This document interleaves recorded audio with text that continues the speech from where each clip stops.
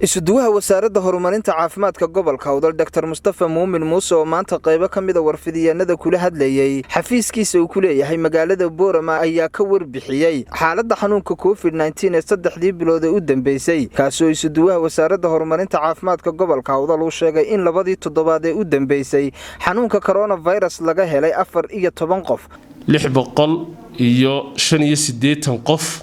3 bilood ee u dambeysay sanadkan aynu ku jirno markaad eegto 685 taasi 16 qof oo kamid ah ayaa waxay noqdeen positive ama laga helay xanuunka COVID-19 waad garan kartaan waxay u badnayd oon oran karnaa xaaladiisu ay marba ka soo dareysay ama kor ay u soo kacaysay bilbabilka ay ka dambayso haddaan eegno bishii u horeysay 2021 January iyo February iyo March waxaan oranaynaa wuxuu xanuunkani si aad u sii fidayay bisha March ayuu aad u sii fidaya waana ta laga helay dad gaadhaya 14 qof halka labadii bilood ee hore laga helay qof tirada ugu badan ee dadka aan ka soo dhawaajinay ee 16 qofa waxa laga helay 14 kamida labadii toddobaad ee ugu dambeysay imika aynu ku jirno ee bishan ay kow ka tahay waxa kaloo jira oo bulshadu inay ogaato ay muhiim tahay ma aha kaliya Boorama goobta dadkani aan oran karno waa laga helay waxa jirta tuulada la yiraahdo Osoli oo kamida degmada Lughaya dad ilaa gaadhaya 30 qof ayaa waxa laga soo qaaday dhiig iyada oo calaamadaha uu leeyahay COVID-19 intooda badan bay ka muuqdeen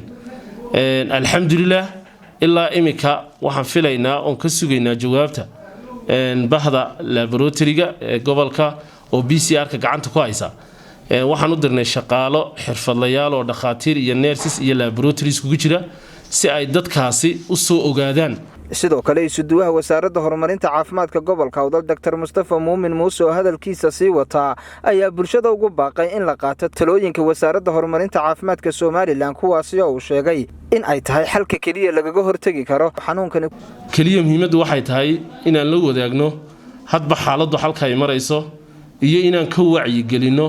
dhibaatada faraha ba'an ee uu xanuunkani ku hayo bulshadeena iyadoo bulshadeenu ay la tacaalayso xaaladii kala duwanaa ee nololeed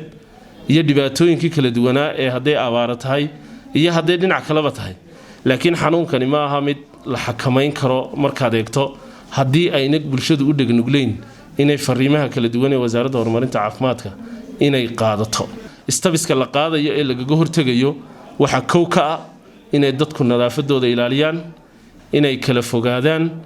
inuu qofku taxadir dheeraada u yeesho inuu isagu au ilaaliyo habka neefsigiisa oo afsaarka oo xidhnaado sidoo kale bulshadu inay isku ururka inta badan ay ka taxadirto waa Cabsalaan Bashiir Faarax Cabsalaan Saaha warbaahinta qaranka Soomaaliland magaalada Boorama